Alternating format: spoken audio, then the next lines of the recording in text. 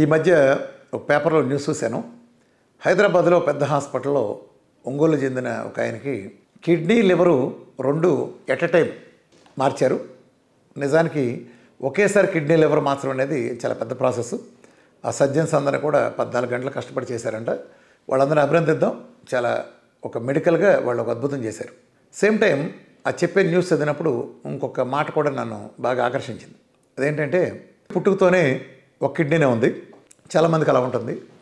అయితే తర్వాత ఆయనకి షుగర్ బీపీ ముదిరిపోయి కిడ్నీ లివర్ రెండు పోయినాయి. సుమారు 8 సంవత్సరాలు అలా మందులు వాడారంట. మందులు వాడినప్పటికీ కూడా వాళ్ళకి ఆ డయాబెటీస్ బీపీ కిడ్నీ లివర్ను పాడు చేసినని వైద్యులే పేర్కొన్నారు. ఇది నా మాటలు కాదు. అంటే ఏంటి మీనింగు? షుగరు బీపీ అనేవి కిడ్నీ లివర్ని ఒక ఆరోగ్యవంతుల్లో కూడా పుచ్చకాయ పగలనట్టు పగలగొట్టినాయి. అది నిజం. ఇవాళ మీరు ఏ కిడ్నీ హాస్పిటల్కి వెళ్ళి డయాలసిస్ సెంటర్కి వెళ్ళి లక్షల మంది మీరు వెరిఫై చేసుకోండి, 100కి 99.99 మంది ఉండేది షుగరు బీపీకి దీర్ఘకాలిక మందులు వాడేవాళ్ళు. అది నిజం. సో కిడ్నీలు కొట్టేసినాయి. ఒక కుమారుడు ఒకటి, భార్య కిడ్నీ ఇచ్చి కుమారుడు లివర్లో మొక్కిస్తే మీరు ట్రాన్స్ప్లాంట్ చేశారు. That is fine. వైద్యపరంగా మీకు చేతులెత్తి నమస్కారం, హెడ్స్ ఆఫ్. కానీ మౌలికమైన ప్రశ్న అలాగే ఉంది.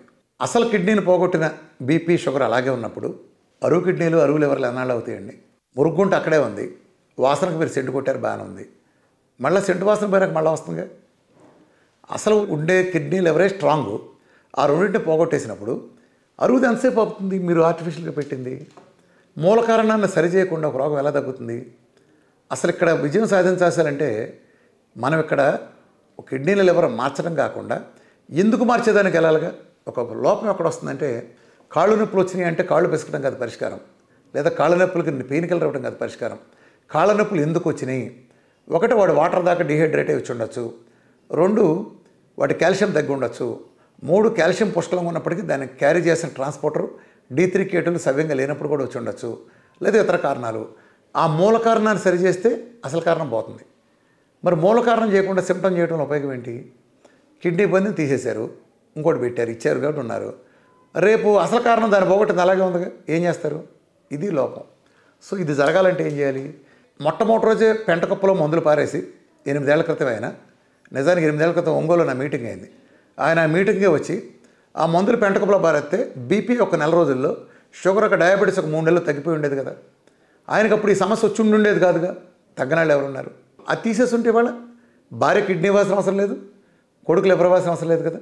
వాళ్ళు మళ్ళీ సర్జరీలు, వాళ్ళ కాంప్లికేషన్లు సరే లేకపోవచ్చు. వైద్యం అద్భుతంగా ఉంది, సర్జన్స్ గొప్పవాళ్ళు, దేవుళ్ళు అంటే వాళ్ళు చేశారు, బాగుంది. ఇది కదా సమస్య. రెండోది ఏంటంటే ఒకసారి కిడ్నీ లివర్ మార్చేస్తే పైకేసుకుని చొక్కాకి బాగానే కనిపిస్తారు వాళ్ళు. ఆ తర్వాత కూడా ఆ చొక్కా ఊడదు చూస్తే అసలు కాదు అర్థమవుతుంది. వాళ్ళు పడే నరకం లివర్ సింపుల్గా మారుస్తారు.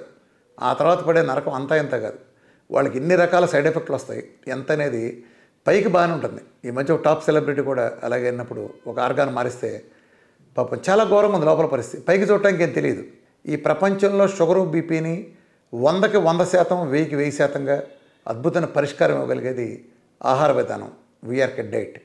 ఇది మనం అనేక మంది మీద ప్రూవ్ చేస్తూనే ఉంటాం. కాబట్టి భవిష్యత్తులో ఇలాంటి ప్రమాదాలు మన కుటుంబాలు లేకుండా ఉండాలంటే కుటుంబ సభ్యులంతా మేలుకుని చక్కగా డైట్ కొద్ది నెలల పాటు ఆచరించి పోస్ట్ డేట్ ప్రోటోకాల్ కూడా వెచ్చలవిడిగా లేకుండా జీవితకాలం కనుక ఒక పద్ధతిలో వెళ్తే మీ జీవితంలో మందు బిళ్ళ వేసుకోవాల్సిన ప్రసక్తే లేదు. Thank you very much.